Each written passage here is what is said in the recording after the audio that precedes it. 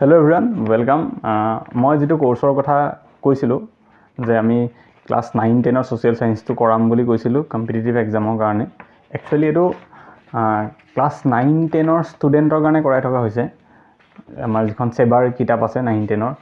মই বহুতে মোক খুদি থাকে যে কেনেকে পঢ়িব লাগে কি পঢ়ি পেলাই আমি এক্সামস ক্র্যাক কৰিব পাৰিম যিবিলাক গভৰ্ণমেন্ট জব হৈ আছে 3rd গ্ৰেড 4th গ্ৰেড লেভেলৰ তো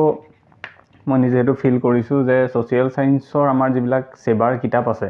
ক্লাস 6 7 8 9 10 এখিনি পঢ়াটো বহুত ইম্পৰ্টেন্ট তাৰ পৰা কিছুমান কোৱেশ্চন ডাইৰেক্ট অহা দেখা যায় আৰু কিছুমান তাৰ পৰা কনসেপ্ট বুজি পালে আমি সলভ কৰিবগে পাৰো মানে ডাইৰেক্টলি কোৱেশ্চনটো নাজানিলেও এটা আইডিয়া লগাই বা অপচনস বিলাক এলিমিনেট কৰি পেলাই শুদ্ধ অপচনটো আমি উলিয়াবগে পাৰো যদি আমাৰ সোশিয়াল সায়েন্সৰ কনসেপ্ট বিলাক ক্লিয়াৰ থাকে গতিকে এই কোৰ্সটো আসলতে ক্লাস 9 10 ৰ কাৰণে ষ্টুডেন্টৰ কাৰণে কৰা কোৰ্স আমাৰ কিন্তু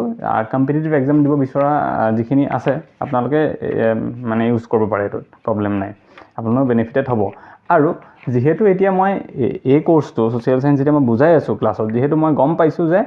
কম্পিটিটিভ এক্সাম দিয়া ষ্টুডেন্টৰ কাৰণে বা এস্পায়াৰেন্টৰ কাৰণেও এটো চাব পৰাকে দিম হেহে মই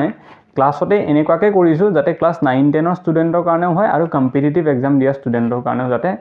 মানে ক্লাছটো সুবিধাজনক হয় যাতে চাব পাৰে মানে বেনিফিট হ'ব পাৰে যাতে তেনেকে দিছো তো প্ৰথম কথা হেতু যে ক্লাস 9 10 ৰ কাৰণে কৰা ৰেকৰ্ডিং কিন্তু কম্পিটিটিভ এক্সামৰ এস্পায়াৰেন্টে চালে লাভ হ'ব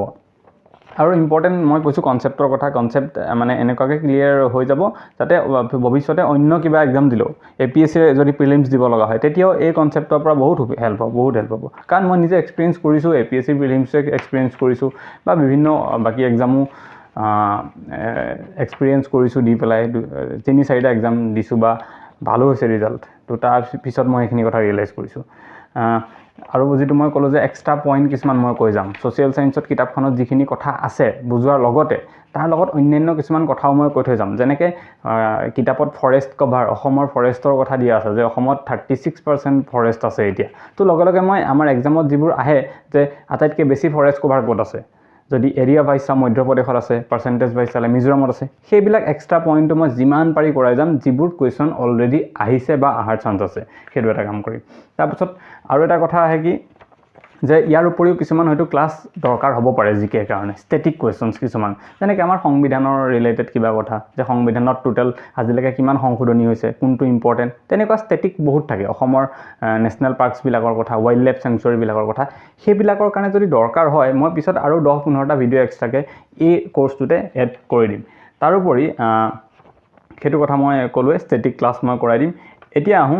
কেনেকে গুটেখিনি আমি পঢ়ি পেলাই বেনিফিট হ'ব পাৰিম আলটিমেটলি তাৰ কাৰণে ৰিভিজন বহুত ইম্পৰ্টেন্ট তাৰ কাৰণে আপোনালোকে সেবাৰ কিতাপ কেখন ল'ব লাগিব পিডিএফ ফৰমেটত হওক সেবাৰ সোশিয়াল সায়েন্সৰ কেখন পিডিএফ ফৰমেটত হওক বা অন্য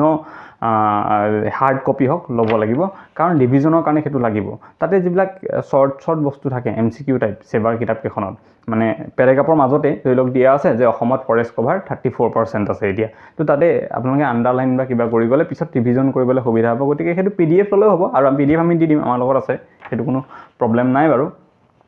তো হেখিনি আমি কৰিম লগতে এটা কথা থাকিব কম্পিটিটিভ এক্সাম ক্ৰ্যাক কৰিবৰ কাৰণে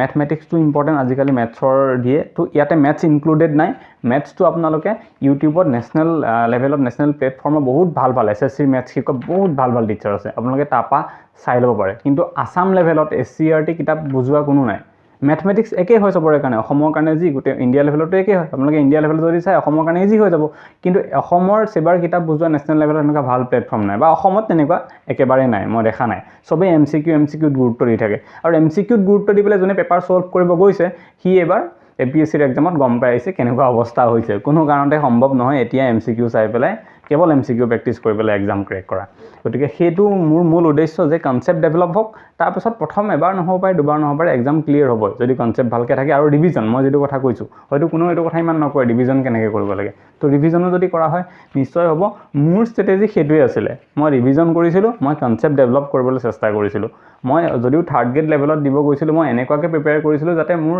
তাতকে টান পেপাৰ আহিলো সলভ হৈ যায় কমসে কম জিকেৰ খিনি ঠিক আছে বা ম্যাথমেটিক্সটো মই তেনেকৈ প্ৰিপেয়াৰ হৈ গৈছিলো সেই কাৰণে যিকেটা এক্সাম দিছো হয়তো গোটেইকেইটাই ক্লিয়াৰ হৈছে এতিয়া আহো প্ৰাইচৰ কথালে কোৰ্সত ফিজ কিমান হ'ব কোৰ্সত ফিজ আমাৰ যেটো মই কৈছো আমি 9 10 ৰ কাৰণে কৰি আছিলো এখিনি এস্পায়াৰ একাডেমিত তো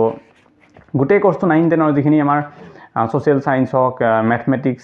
ছায়েন্স ইংলিছ এইবোৰ গোটেই মিলাই পেলাই 1000 গোটেইখিনিত যিহেতু 1000 গতিকে অকল ছ'চিয়েল ছায়েন্সতো 1000 ক'লে সেইটোতো ইনজাষ্টিছ হ'ব সেইকাৰণে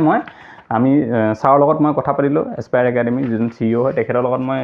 কথা পাতি তেখেতক ৰিকুৱেষ্ট কৰি পেলাই আপোনালোকৰ কাৰণে প্ৰাইচটো কমাই দিব কৈছোঁ 499 যদি কৰি দিব পাৰে কৈছোঁ আৰু ছাৰে সেইটোত এপ্ৰুভেল দিছে যে অ'কে 499তে এই গোটেই কোৰ্চটো ল'ব পাৰিব আৰু মই কৈছোঁ মোৰ আপোনালোকে জানে বহুতে হয়তো মোৰ APSCৰ মেইনছ আছে জুলাইত তো জুলাই 8-9 তাৰিখে মোৰ মেইনছ আছে 8-9-10 তাৰিখে সেই হোৱাৰ পিছতে মই লগে লগে যিবিলাক ষ্টেটিক অন্য টপিক আছে মই সেইবিলাকো ভিডিঅ' আপলোড কৰি দিম আৰু যিমান যি লাগে গাইডেন্সৰ কথা হওক বা কেনেকৈ পঢ়িব লাগে ৰিভিজন কি কুৱেশ্যনছ হাৰ্ড চান্স থাকে আৰু এডিশ্যনেল মই যিমান পাৰোঁ মোৰ ফালৰ পৰা সিমানখিনি এড কৰি দিম গতিকে এইখিনিয়ে কোৰ্চটোত থাকিব মই ডিটেইলছত আপোনালোকক ক'লোঁ তাত তথাপিও যদি কিবা কুৱেশ্যনছ ৰৈ গৈছে যিসকলে মোক চিনি পায় ডাইৰেক্টলি কণ্টেক্ট কৰিব পাৰে সুধিব পাৰে মই হয়তো ফোনত বা মেছেজত বুজাই দিম এইখিনি মোৰ ক'ব লগা এই কোৰ্চটোৰ বিষয়ে থেংক ইউ